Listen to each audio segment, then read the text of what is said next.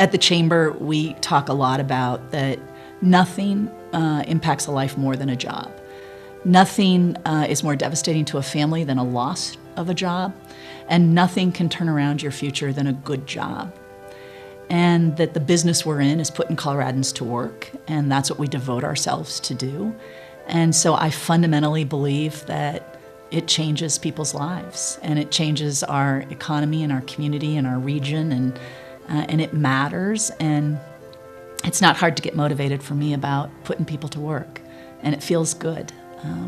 And I think any job that you're engaged in, you want to find sort of what's the compelling passion that brings you to it and makes you get up in the morning and be excited to go in and do another day of it.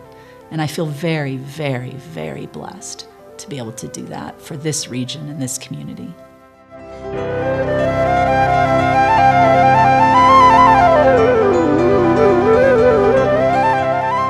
I was sitting in the back of the courtroom and was not involved in the case that I was watching, so I really had no right to intervene or interfere in any way, although to this day I wish I would have.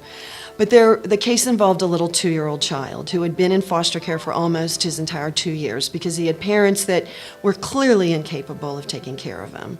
It was believed by the judge that because the child was thriving in the home of the foster family and doing so well, that relationship was interfering with the plan to reunify him with his birth parents.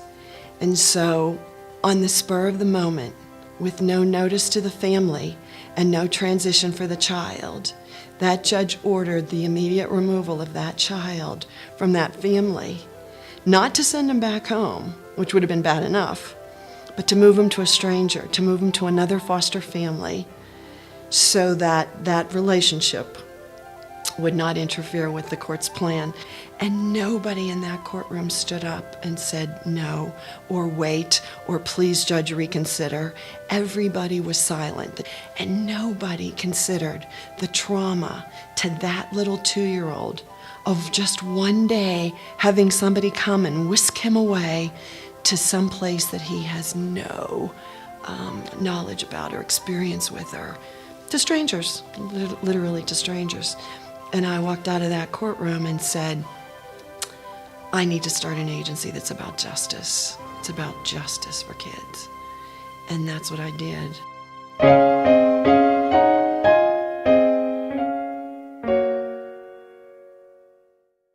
I had gone down to the barn, and there was one student that, an autistic girl that was, when she first came, she would throw herself on the floor and she'd bang her head up against the wall, the stall doors.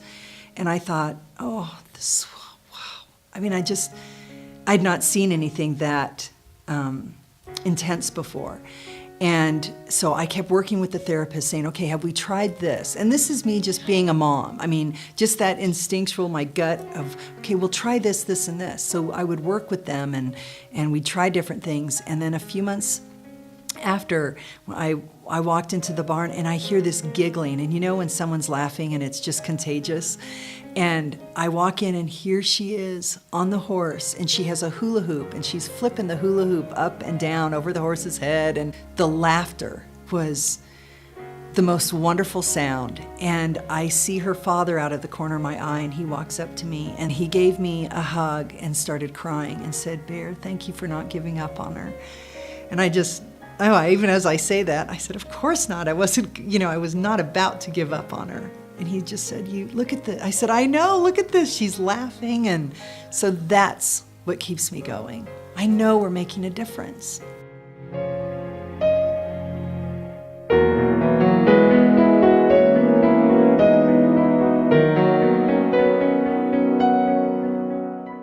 With our program, we just look into the schools around our neighborhood. And then especially the schools that really need help. As you know, there's less physical activity in schools, so we need to give the kids some type of activity.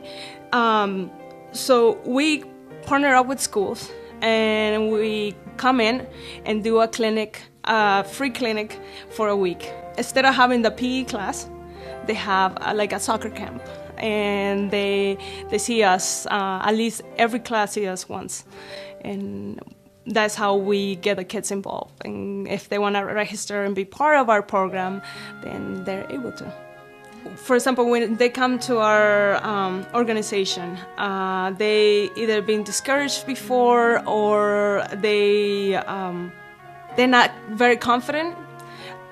I had one kid that come in that he was super shy, and he went from being so shy, not being able to even talk to his teammates or anything, to being this outgoing, friendly, just a great personality. And his mom is more thankful than anything because it changed his life.